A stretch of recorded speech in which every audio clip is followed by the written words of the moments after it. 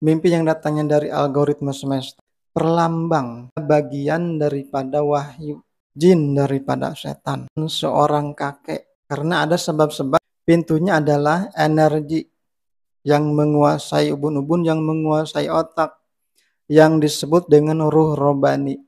Jadi energi semesta, algoritma semesta mengirimkan input kepada ruh robani. Oleh ruh robani nanti disampaikan kepada memori, kepada otak. Nah, maka manusia ketika tidur nanti makanya terjadi.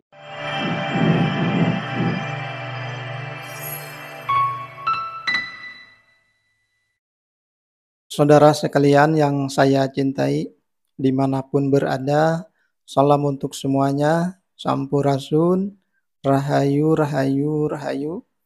Alhamdulillah kita berjumpa lagi, alhamdulillah kita bersyukur, kita semua selalu berada di dalam kasih sayang Allah, kita semua selalu berada di dalam kasih sayang Tuhan. Selanjutnya untuk bahasan kita sekarang ini, kita akan berbicara tentang mimpi. Tentunya kita semua sudah mengalami berbagai macam mimpi. Ada yang mimpi terbang, ada yang mimpi berlari, ada yang mimpi makan, ada yang mimpi mandi, ada yang mimpi digigit ular, ada yang mimpi dikejar-kejar hantu, dan lain-lainnya. Dan yang menjadi pertanyaan pada kesempatan ini adalah, kenapa terjadi mimpi? Apakah mimpi itu ada artinya, ada maknanya? Apakah mimpi itu hanya sekadar bunga tidur saja? Kemudian dari mana datangnya mimpi itu dan apa sebab-sebabnya? Dan juga apakah ada pintu mimpi pada tubuh kita manusia? Saudara sekalian yang saya cintai dimanapun berada, segala sesuatu yang terjadi di dalam kehidupan ini adalah bukan ujug-ujug terjadi, bukan tiba-tiba. Akan tetapi itu semua ada sebab-sebabnya dan ada artinya, ada maknanya. Begitu juga dengan mimpi. Nah, itu ada sebab-sebabnya, ada artinya, ada maknanya. Lalu siapa yang menyampaikan mimpi kepada kita, kepada manusia? Kenapa bisa terjadi mimpi? Sesungguhnya yang menyampaikan, yang menjadikan mimpi kepada kita manusia adalah energi. Energi goib, energi metafisika, energi batin. Nah, siapa itu? Adalah yang ke satu, energi semesta atau algoritma semesta. Yang lebih jelas lagi adalah Tuhan atau Allah. Jadi yang ke satu yang menyampaikan mimpi, yang menjadikan mimpi kepada kita adalah Allah, adalah Tuhan, algoritma semesta. Yang kedua, jin setan juga bisa menyampaikan, menjadikan mimpi kepada kita manusia. Nah, semua itu sebab-sebab terjadinya mimpi. Nah, sesungguhnya ada pada kita masing-masing. Kenapa terjadi mimpi? Karena sebab-sebabnya ada pada diri kita masing-masing. Mari kita bahas satu persatu. Yang ke satu, mimpi yang datangnya dari algoritma semesta, dari energi semesta. Mimpi yang datangnya dari algoritma semesta, dari energi semesta adalah ru'ya atau penglihatan atau perhitungan terhadap apa yang telah dipikirkan oleh manusia, terhadap apa yang telah dihayalkan, diangankan oleh manusia, bahkan bisa terhadap apa yang telah diucapkan oleh manusia. Mimpi yang datangnya dari algoritma semesta, dari energi semesta, itu juga dibagi dua. Nah, yang ke satu, mimpi yang datangnya dari algoritma semesta, yang datang atau terjadi kepada manusia pada umumnya. Artinya siapa saja bisa mengalami mimpi, bisa terjadi mimpi. Yang kedua, mimpi yang datangnya dari algoritma semesta datang dan terjadi kepada orang-orang tertentu saja. khusus kepada orang-orang tertentu saja. Yang ke-1, mimpi dari algoritma semesta yang datang terjadi kepada manusia pada umumnya. Itu adalah perhitungan atau ru'ya atau penglihatan algoritma semesta terhadap apa yang telah dipikirkan oleh manusia. Atau bisa juga terhadap apa yang telah diucapkan oleh manusia. Misalkan manusia mimpi bertemu dengan sosok yang menyeramkan, kemudian mengejar-ngejarnya. Nah, itu bisa juga perwujudan daripada apa yang telah dipikirkan, apa yang telah diangankan oleh manusia, apa yang telah dihayalkan oleh manusia. Pikiran-pikiran yang tidak baik, pikiran-pikiran yang jelek. Diulang-ulang terjadinya pikiran yang jelek. Nah, itu adalah dilihat oleh semesta, dihitung oleh semesta, sehingga berwujudlah, dijadikanlah mimpi, misalkan bertemu dengan sosok yang menyeramkan, yang mengejar-ngejar, bahkan susah sekali untuk menghindar. Nah, bisa juga mimpi itu adalah perlambang atau melambangkan kepada manusia yang bersangkutan bahwa pada waktu yang akan datang akan mengalami suatu keadaan baik ataupun buruk. Kenapa demikian? Karena apa yang telah dipikirkan oleh manusia, apalagi berulang-ulang, apa yang telah dihayalkan, apa yang telah diangankan, hal-hal yang buruk, pikiran-pikiran yang buruk, misalkan itu nanti akan terwujud, akan berwujud oleh semesta, akan diwujudkan pada kehidupan manusia berbentuk kondisi kehidupan. Susah atau kalau kita memikirkan hal-hal yang positif, yang baik secara berulang-ulang, yang bisa saja nanti diwujudkan oleh algoritma, dihitung, dilihat, dihitung dan diwujudkan di dalam kehidupan manusia. Bisa kehidupan dalam kondisi yang baik, yang menyenangkan. Itu yang ke-1, mimpi yang datang dari algoritma semesta secara umum terjadi kepada manusia. Nah, yang kedua, mimpi yang datang dari algoritma semesta, dari energi semesta kepada orang-orang tertentu, khusus kepada orang-orang tertentu. Misalkan ada seseorang yang meminta petunjuk kepada Allah, kepada Tuhan tentang suatu hal.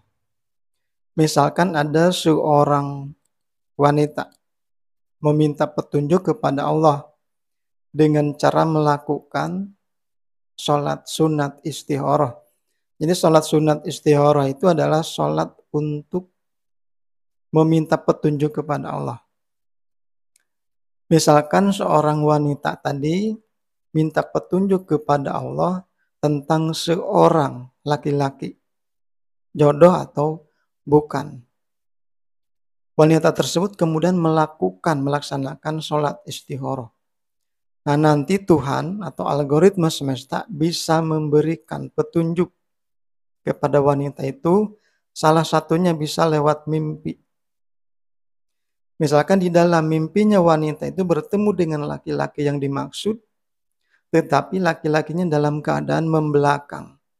Nah, mimpi itu adalah petunjuk bagi wanita itu bahwa laki-laki itu adalah bukan jodohnya. Nah, bisa seperti itu. Nah, kemudian mimpi yang datangnya dari algoritma semesta, yang datang kepada orang-orang tertentu, khusus kepada orang-orang tertentu, misalkan kepada nabi, kepada rasul. Nabi atau rasul yang bermimpi, atau mimpi yang datangnya yang terjadi kepada nabi ataupun rasul, nah itu adalah bagian daripada wahyu. Salah satu cara turunnya wahyu daripada Allah kepada nabinya, kepada rasulnya. Misalkan mimpinya Nabi Ibrahim alaihissalam menyembelih anaknya. Misalkan juga mimpinya Nabi Yusuf alaihissalam melihat 11 bintang, matahari dan bulan bersujud kepadanya. Nah, itu adalah wahyu daripada Allah kepada Nabi Yusuf, bahwa Nabi Yusuf diberitahukan oleh Allah suatu saat nanti ke depannya akan mengalami suatu kejadian, suatu keadaan. Dan memang itu semua terjadi. Yang ke satu, Nabi Yusuf melihat 11 bintang. Berarti bintangnya banyak, sujud kepada Nabi Yusuf.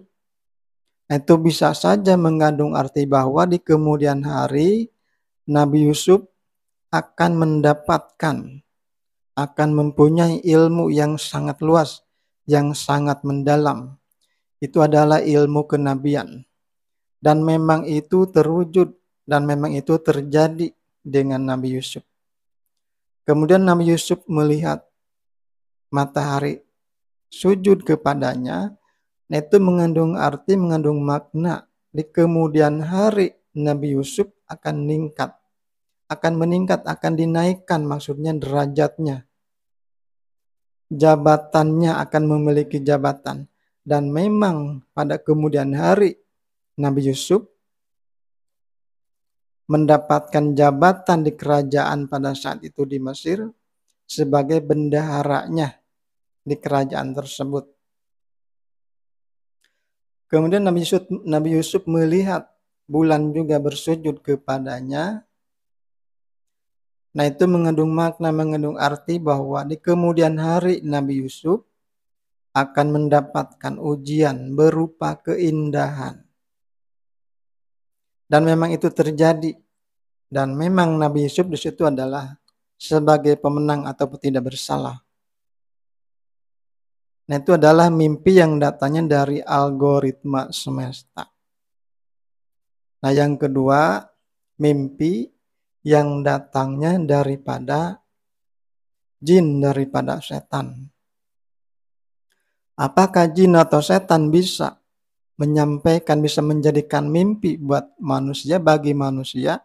Tentunya bisa. Misalkan ada seseorang, si A misalkan, mimpi bertemu dengan seorang kakek.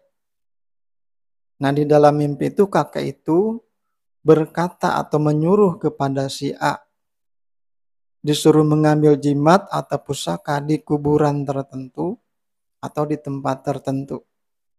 Nah, itu bisa mimpi seperti itu mimpi datangnya daripada jin.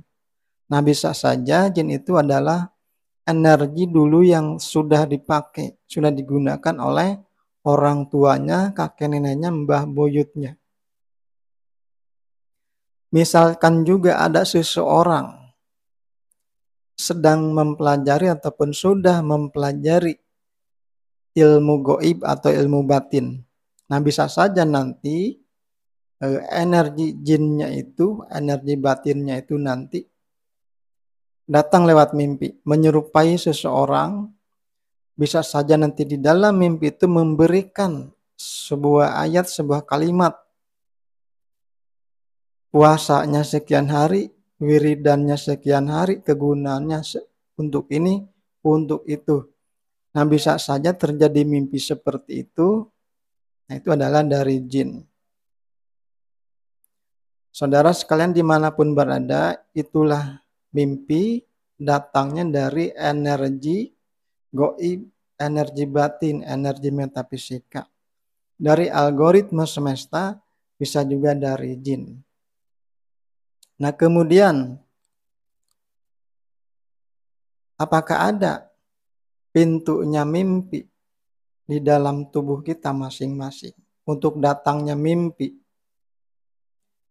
Jadi mimpi datangnya dari algoritma semesta, dari energi semesta itu datang melalui pintu pada tubuh kita. Pintunya adalah energi yang menguasai ubun-ubun, yang menguasai otak, yang disebut dengan ruh robani. Jadi energi semesta, algoritma semesta mengirimkan input kepada ruh robani. Oleh ruh robani nanti disampaikan kepada memori, kepada otak. Nah, maka manusia ketika tidur nanti makanya terjadilah mimpi, muncul gambar-gambar seolah mengalami suatu peristiwa. Nah, kurang lebih seperti itu.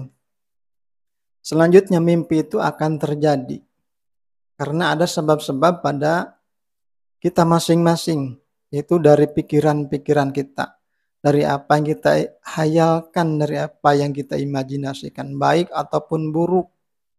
Kalau kita berpikir yang baik, yang positif terus-menerus, nah nanti bisa itu dihitung, dilihat oleh algoritma semesta dan diwujudkan dalam bentuk-bentuk tertentu yang baik di dalam mimpi.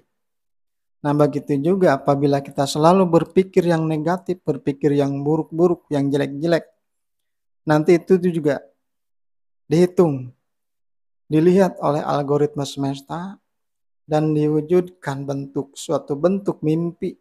Mungkin mimpi-mimpi yang tidak baik atau mimpi buruk atau mimpi yang menyeramkan. Dan bisa saja mimpi itu adalah sebuah perlambang atau petunjuk akan terjadi sesuatu kepada manusia yang bersangkutan. Saudara sekalian dimanapun berada, demikianlah untuk bahasan sekarang ini tentang mimpi. Apabila ada kekurangan, tentunya banyak kekurangan, silahkan dilengkapi oleh masing-masing selengkap-lengkapnya.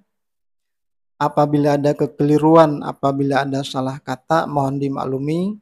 Dan semoga saja obrolan ini ada manfaatnya dan insya Allah kita berjumpa di dalam obrolan yang berikutnya, di dalam video yang berikutnya. Dan salam untuk kita semua.